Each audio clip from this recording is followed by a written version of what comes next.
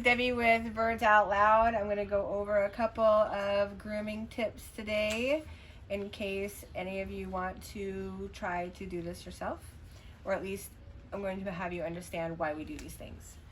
So we have Sam here. Sam is a Goffin cockatoo, and we're going to groom and clean up Sam's beak a little bit. Since these beaks grow in layers like this, you'll see like a lot of, which almost looks like cracking, which really isn't, but I get it when people call me and say my bird's beak is cracking, you know, can you help me with that? Basically what it is some layers of this beak that hasn't been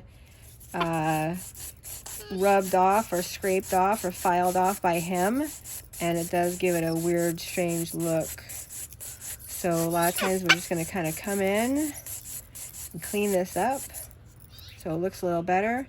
Now here you can see, I'll put this behind it. You can kind of see that the left side is a little longer than the right side. So I will come in. We just want to make sure that these are even. So now that's what that looks like. Try to keep those things. Because if this side gets a little bit longer, then what it'll do, it'll start chewing into that side of the beak. We don't want that. So we're gonna come in, cleaning this up. Now you can see a little bit that this beak is just a little long. You can see kind of red and then some opaque white. I'm going to take a little bit of that off. I'm going to file this back to a dull point because I know that that's what the owner would like, and it's certainly fine for him. I'm going to check. I'm going to close this beak. I'm going to make sure that everything looks good. Left to right, left to right, left to right, left to right. Looks all normal and even and wonderful, and it does. Okay, so now we're going to do nails. Nails can get awfully sharp, awfully pointed, awfully overgrown. These guys aren't that bad. I use these files that I get that are 100 grit on one side, 180 grit on the other side.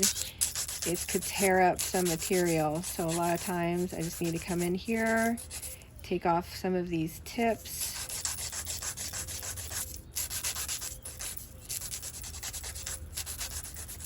Dull them out a little bit. Some birds spend all day long making these nice and sharp. There's one. Tuck you in there. Got a funky nail right there.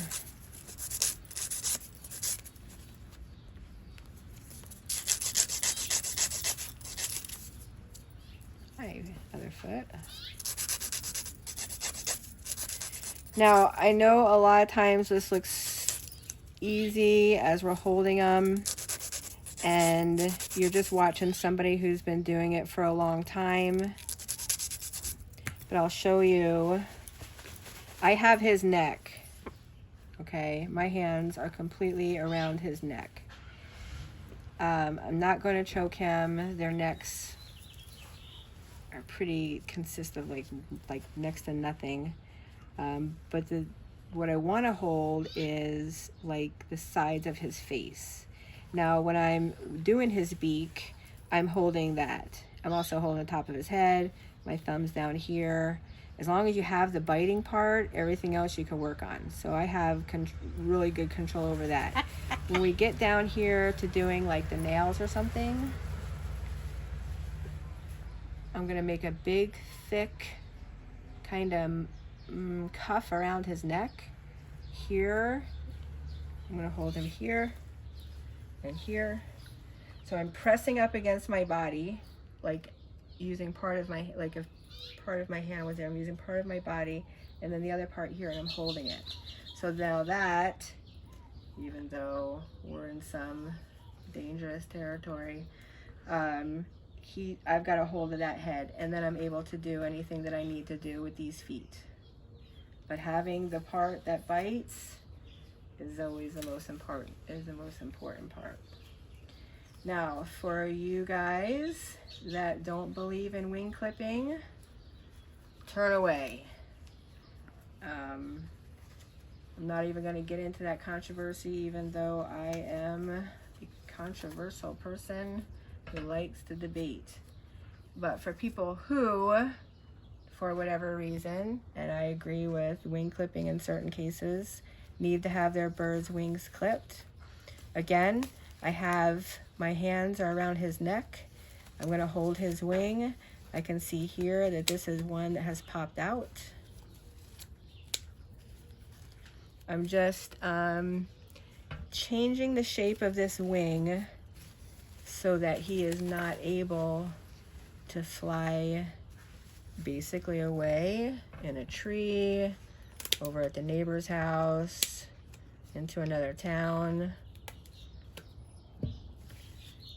Okay.